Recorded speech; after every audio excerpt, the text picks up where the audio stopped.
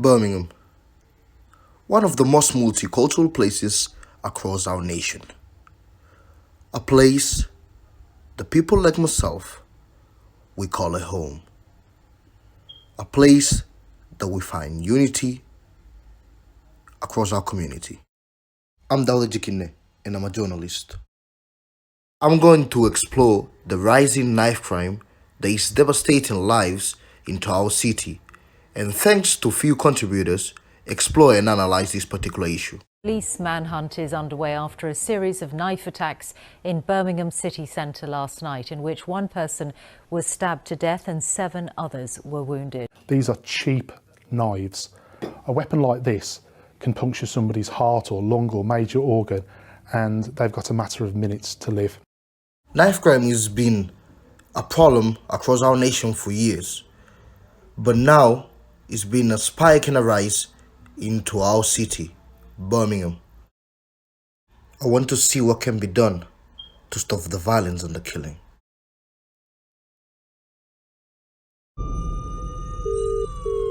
Hello, police. What's your emergency? I've been stabbed. Is there any serious bleeding? There's seriously a lot of blood.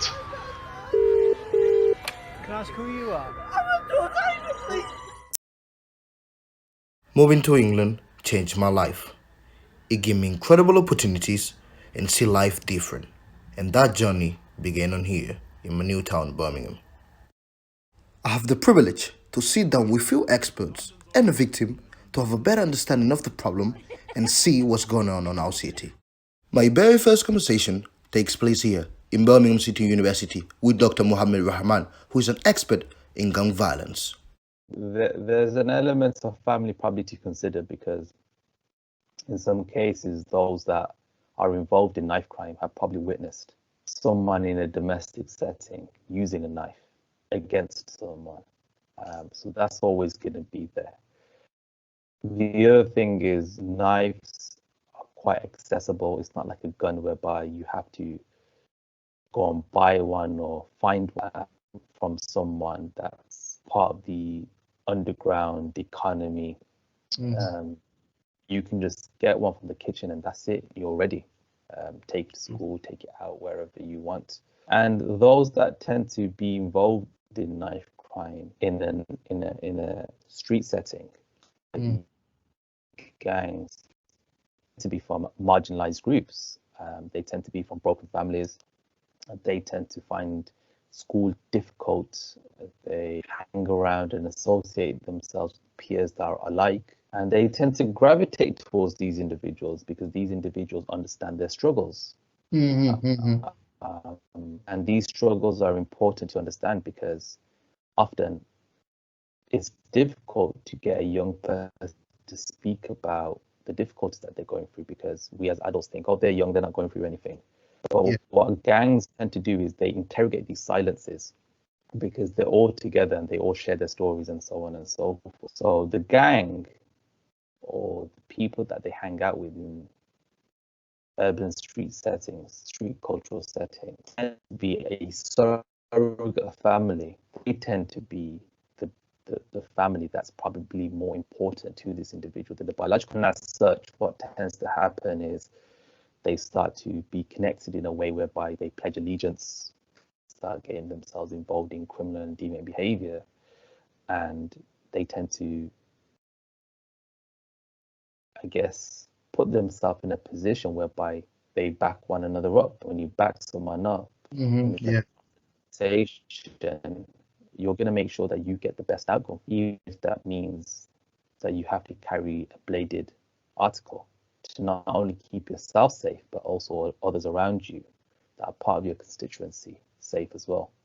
True. So yeah, I would argue that it's probably a mixture of things that individuals that are young experience or witness in the household in domestic settings, as well as what they're exposed to outside of domestic settings.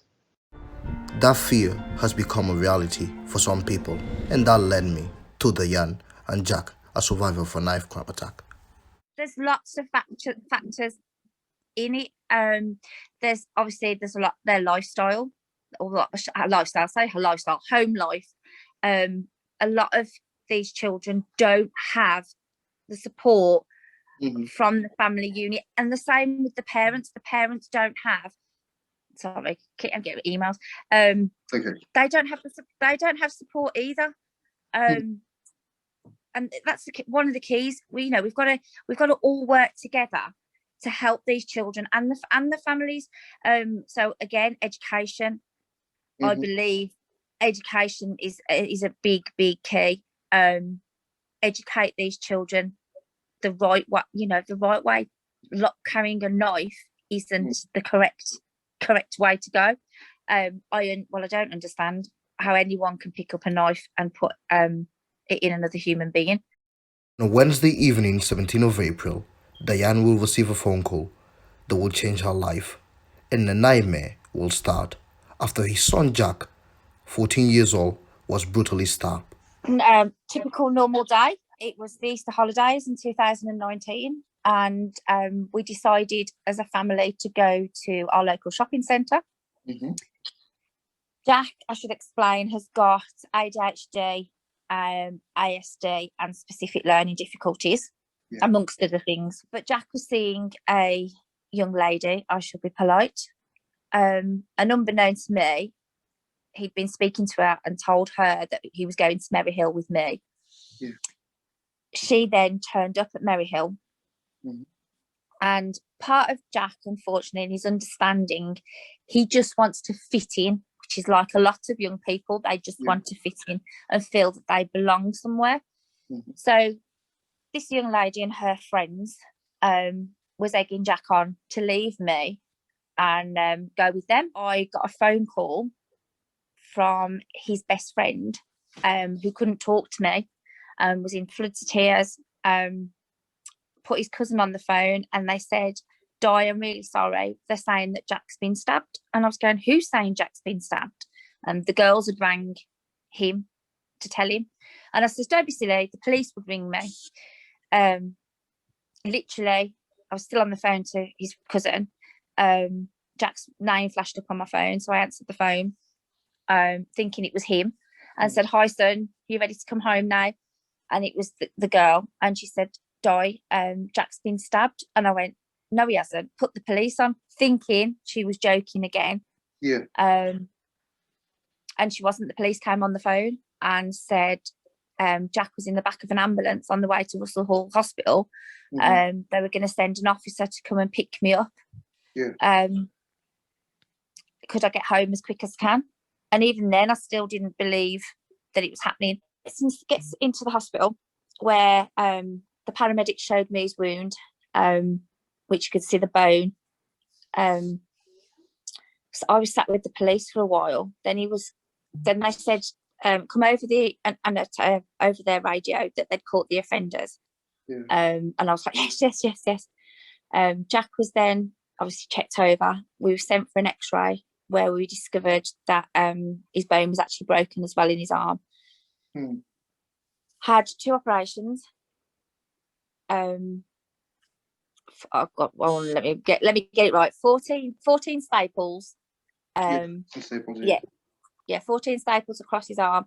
It was a 12-inch machete he was hit with. Wow. Yeah. They caught them within 45 minutes of the attack. And obviously Jack forgets things very, very quickly. So I wanted to take a statement from him there and then when he was in the hospital. It transpires that the text message he got from the one girl was they were going to his so-called girlfriend's house. Right. Wasn't till he was on the bus with them that she said, no, we're going to the park. So he thought there's a park by hers, apparently. He was going there. And then she went, no, we're going to Priory Park, which is a park I've only ever been to with him once. And he was like, oh, okay, why are we going there? She thought just to change. So that's what he didn't think anything else of it. And then what transpired at the park was the girl that had sent the text message rang the one lad, who then rang the other lad. They turned up at the park, were talking to them to start with. Then Jack got wind that they got a knife. I don't know how he knew, but he said, I heard them say they got a knife. So he said to the girls, come on, we'll move over here onto the bench. So they did. The lads then went behind a bush and put balaclavas on, came back, hit Jack round the head, because Jack's 6'3" now. I mean, he was over 6 foot then. So he sat down. So when someone hits you from behind, you know what's going to happen. You're dazed. Of course, fell to the floor. They kicked and punched him while he was down there, pulled the knife out and had it pointing to his stomach, asked for his AirPods, or my AirPods, robbed him of his AirPods, pulled the knife away from his stomach. And I've always taught Jack, if you can't get out of a situation, well, all of them, if you can't get out of a situation, you can't run. For heaven's sake, cover yourself. Please cover yourself up. And he saw the knife come down. So that's what he did. He put his arm across himself, and that's why they hit where they did, because he covered up. If he hadn't have covered up, he wouldn't be here. And if it had gone half an inch higher, he wouldn't be here. My son would be killed, unfortunately.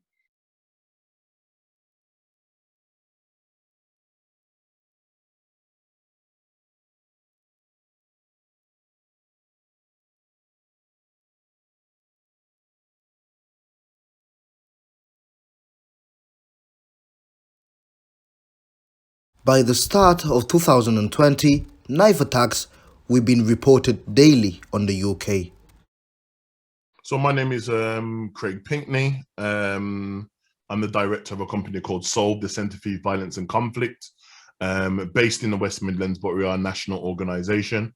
In terms of my background, I'm a criminologist, I'm an urban youth specialist. I'm also a youth worker and a current PhD student in social science.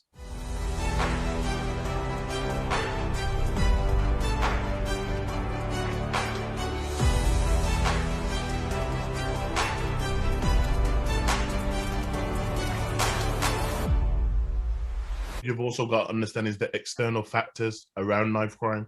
So we just sometimes just look at the problem, but we don't look at the wider things that create the problem in the first place. Yeah. Now you have to also consider things like poverty and the impact that poverty has on communities. So when people don't have money, what they do sometimes is they engage in criminal activity in order to attain and get the things in which society advertises every single day, in which what people should have. And then you've got to take into consideration of some other things.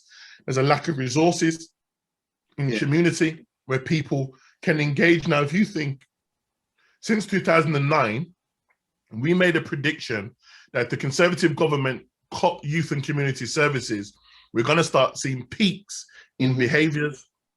So we made that prediction in 2009. In 2021, we're talking about, wow, knife crime is a problem. Oh my God, county lines and criminal exploitation is a problem. But we made that prediction in 2009. That when you take back resources and young people are just left to their own devices, and you've got individuals like myself that want to do this work but can't reach them because there's no finance enough to be able to engage with all these young people, what do you kind of expect to happen? And then you've got to talk about the issues of the dysfunctional families, families that need help and support, that are not being helped and support. Then you've got to talk about issues around mental health of people within community that's not being addressed. Then you've got to talk about things like trauma. Then you've got to talk about things like adverse childhood experiences, where children are going through very adverse traumatic issues every single day. Then you're talking about an education system that doesn't provide young people with a proper education. So when you then start to look, and then you got racism, structural racism.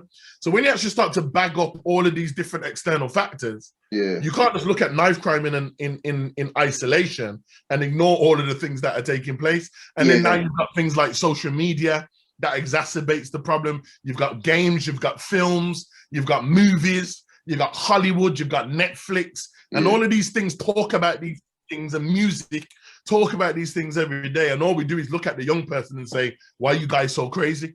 And I think that when we enter into this conversation, we have to look at everything, all of the factors, both environmental, biological, political, financially, economic, spiritual even, and we need to look at all of these different ideas and think, well, what is happening here that is creating an environment for people to behave in the way that they do? Now, we have to take into consideration that, number one, children don't just wake up one morning and decide that they want to stab and kill each other. There we go. It's a process. So we have to take the external aspects and understand what that process is. Children don't wake up one morning saying that they want to shoot and kill each other. And then you've got the other questions that need to be posed. Number one, where did they get the guns from? Where did they get the cocaine and heroin from in order to sell in the communities that propagates the violence in the first place? Because cocaine and heroin is not produced here in cold UK. It's not produced anywhere in Europe. So where does it come from? Where do the firearms come from? Because they're not produced here in little Birmingham or little London or whatnot. So when you then start to ask those questions, what then happens then is the lens goes from the young person to somebody else. Yeah. And what you start to find is that somebody else is generally individuals that probably come from white working class backgrounds that don't fit the narrative of individuals that are engaging in these behaviors. So I am not saying that there isn't an element of accountability of these young people that utilize these weapons, but what you have to take into consideration is the external factors. That was just the beginning of a tragic experience for Jack. The real challenge will come after. Afterwards was sheer hell. And we're 2 years on now, and yes, he's getting better, but leading up to November 2019, Jack wouldn't go anywhere without me. I had to give up work, which obviously then had a financial effect on everything. He wanted to be with me 24/7. He wasn't sleeping. He lost so much weight. I'd say he'd lost nearly 2 stone in weight. And then events took a turn for the worse. If it get any worse, in November 2019, Jack was hearing, October 2019, he'd gone back to school in the September. And Jack was at a social, emotional, mental health school. And he used to get a taxi to school that the local authority paid for. Unbeknown to me, they were taking him right past where the attack happened. So he was having flashbacks. He was fine when he left the house. As soon as he got to school, he was a nervous wreck. So school was monitoring him and his mental health there. He started self-harming, something he's never ever done. Of course, so I flagged it with the school and said, look, I think he's self-harming. And one thing you don't do is you don't confront someone who's self-harming. So I couldn't actually come out with, are you cutting yourself? Jack was sat there and I said, what's the matter? And he went, Mum, I'm cutting myself. I don't want to live here. I don't want to live anymore. Okay. So that was it. Crisis team were involved. Then did an urgent referral for him. He was saying he was hearing voices and having flashbacks from the attack. And then November, unfortunately, Jack was asleep and I'd gone out for the afternoon, only for a couple of hours, to a presentation. He'd woken up and I wasn't here. So Jack, again, the voices were back. He said he wanted me. I wasn't here, although his dad was here. And he just thought he'd be better off if he wasn't here at all. So he tried to kill himself. It spent 2 days in Russell Hall Hospital again, heavily sedated, because he physically lashed out at me, and the staff came in and he was restrained, because he was just at his lowest as he could be. He just wanted help. We just needed some help. After having a great conversation with Diane and hearing their experience, that made me wonder how teachers are addressing these particular issues to students. Students that may have the same case as Jack. That led me to Jermaine Taylor, a teacher with 20 years of experience based on the Sandwell area. I think it's important to always remember every area has its different issues. And it's always good to be mindful of the areas of the school and the area in which it lies in, and the issues that are in and around that, which are obviously knife crime, and gangs. But for some strange reason, education just hasn't worked for them. Could be the style of teaching, the size of the classes, the pace of the lessons. It could be anything. You know what I mean? But you know, with the school being in the West Bromwich area, it's obviously, you know, there is a lot of gang activity in and around the school, so to speak. But we've had students who have historically been part of gangs, but what we found is that the gang activity, and again, I think it's more down to the culture of the school and how your approach to that, the deterrents that you have in place, such as, you know, a simple thing as a knife arch or it's a deterrent for young people. So anybody who would contemplate bringing anything like a knife in, or any weapon, any form of weapon, they instantly know that on a daily basis these things are this type of machinery is used to obviously ensure that nothing like that gets on site for young people to obviously use in situations where, you know, they get angry and feel the need to, you know, express their emotions in most negative ways. So there's four main things that we do. So we do research, consultancy, workshops, and delivering training for professionals. So those are the four main areas that we focus on. So research, meaning quite self-explanatory, on trying to understand the problem better, so we can better help organizations that are working with people on the front line, supporting parents and members of the community. In terms of the kind of consultancy, as I said before, being a consultant to local authority, organizations, again, working with, and then also when it comes to the workshops, you know, working with young people in schools, in, I would say, education as a whole, not just schools, and within youth and community settings, raising their awareness around the issues that impact them, you know, the importance of education, the dangers of knife and gun crime. And one of our projects that we run with young people is called Alternative Routes, where we teach young people financial literacy, because one of the things that is important for us is not just about telling youths to come off road, but also giving them a solution to some of their problems. That if they're saying that they're on road because of money, it makes sense that we have conversations about money. And I think that brings that then into the last part of what we do around the training and development. So we train professionals within education, criminal justice, health and social care as a whole, youth and community, sport in community organizations. So ultimately we are an entity that basically train the trainers and train the workers to be equipped to be able to respond to these issues. I know that I speak from a privileged position as a journalist, but one thing that I'm realizing are that some of these youngsters, they are a product of their own environment, and I get the feeling they need to use violence in order to survive, because they don't have the help they really needed. One thing that we all agree on is that education and mentoring are the key for this problem. Communities play a massive part, education plays a massive part in changing the mindsets. The police service, who do a good job trying to root out knife crime in schools.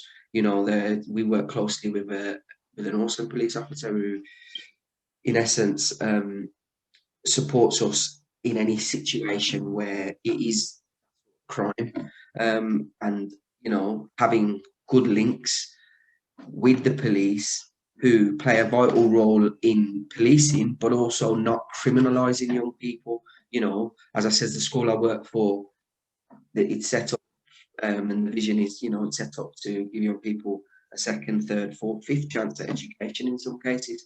So, you know, a kid gets into trouble, a young person gets into trouble, let's not criminalise these young people from the off. Let's educate them, let's speak to them, and most importantly, let's listen to them, because they're actually telling us why they need, or they feel the need to carry a knife. They're actually educating us, bringing us up to speed on what's going on the streets. But there needs to be a fundamental shift, and this is what the literature is saying. There needs to be a fundamental shift in how we understand and respond. And that's why the World Health Organization said that youth violence is a public health issue. And in order for us to respond to violence as it relates to children and young people, we have to understand that youth violence is a disease and spreads as such. That's the fundamental shift in the thinking. And until our society understand violence from young people to be as such, then we're going to respond as such. Currently, we're using the old model of criminal justice. And then I understand why your concern is that nothing doesn't seem to be changing. With all the people that you're talking to, they say it's not changing because we haven't had the fundamental shift. So even you, when you may go around and talk to workers or academics, they may still be talking as if the criminal justice system is valid in the context of this issue. Because all the criminal justice system does is wait for someone to do something wrong, and it's very reactive. And all it does is lock people up, sanction them, and throw away the key. That's all criminal justice seems to do. The concept of rehabilitation almost doesn't exist anymore in criminal justice. So the system is flawed, and the system is failing people. And more importantly, because we're at the bottom of the food chain anyway, when we think about living in a racialized social structure, we are the ones get impacted even more compared to any other group. Children will always rebel against their parents, always. If they want to do something, they will go and do it. You know, I rebelled against my parents, but I'd still want to stick a knife in somebody. We've just got to educate them when they come out, or no, before they come out, to choose the right path. And that will be the biggest justice for me, that they'll never pick up a knife again. That's what I want. Blood, sweat, and tears of individuals that had a story to tell. This particular journey has shown me a lot. Has shown me the fear of a community. And this issue is on the rise. We need to do much better as a community, because the key is in the education that will move forward to the future.